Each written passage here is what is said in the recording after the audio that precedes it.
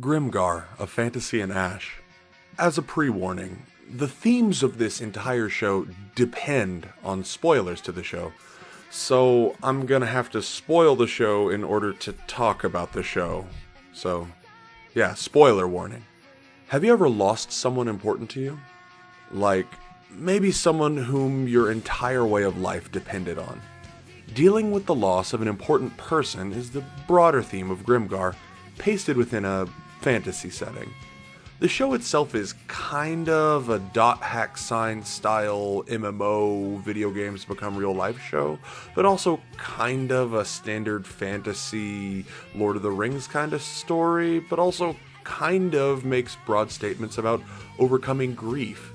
It follows a party of adventurers just basically trying to survive in a world that may or may not actually be a video game. I'm not sure.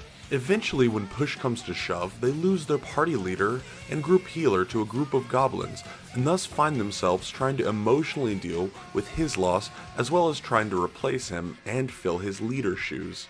I really liked the show in the beginning for that reason. All the creatures and characters seemed equally motivated not to die, which is pretty rare. While eventually the baddies did become kind of disposable, for a while they took on their own sort of role in the story as opposing characters.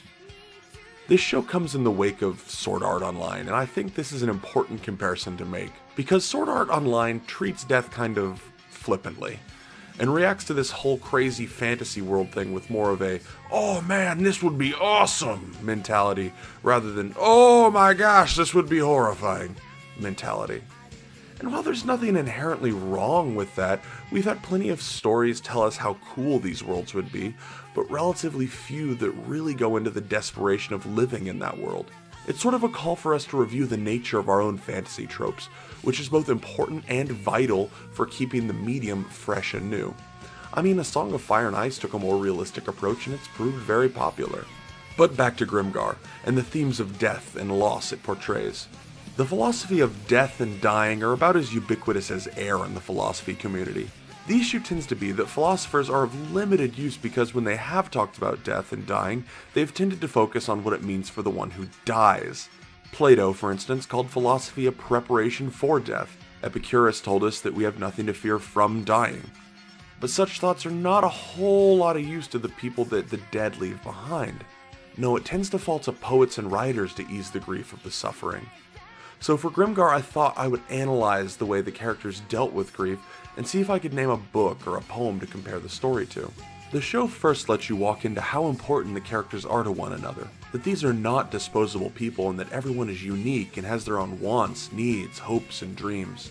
Thus, a broad examination of what death is to a lot of people doesn't really apply.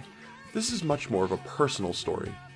The show also goes out of its way to explain that no living thing wants to die, and will fight desperately to survive. Do not go quietly into that night is that much at least, but there's still a level of emotionality and the ambiguity of loss that remains unaddressed. You know, after someone dies, at least in my experience, the worst day isn't the day of, or even the funeral. It's weeks and months later, when the feeling hasn't quite sunk in yet, and you perhaps forget for a moment the person is dead, or you just really want to talk to them again. Grimgar addresses this really well. Well after the death, there are these feelings of lingering ambiguity and unanswered questions. There's this really great scene in Grimgar where two characters mourn the loss of their leader long after he was already dead, admitting that they hadn't properly acknowledged his death. I found this scene really relatable for this reason, but I'll admit, maybe that's just more of a me thing. More importantly though, the issue of resilience after loss is brought up through these themes. To lose someone is tragic, but to give up everything and lose completely is not a reasonable answer. All these things in mind, I think that Invictus by William Ernest Hensley fits the bill.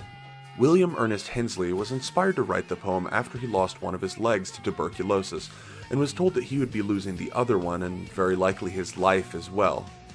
I find it fitting then to end this episode about death with a reading of this poem. Out of the night that covers me, black as the pit from pole to pole, I thank whatever gods may be for my unconquerable soul. In the fell clutch of circumstance, I have not winced nor cried aloud. Under the bludgeonings of chance, my head is bloodied but unbowed. Beyond this place of wrath and tears looms but the horror of the shade, and yet the menace of the years finds and shall find me unafraid. It matters not how strait the gate, how charged with punishments the scroll. I am the master of my fate. I am the captain of my soul.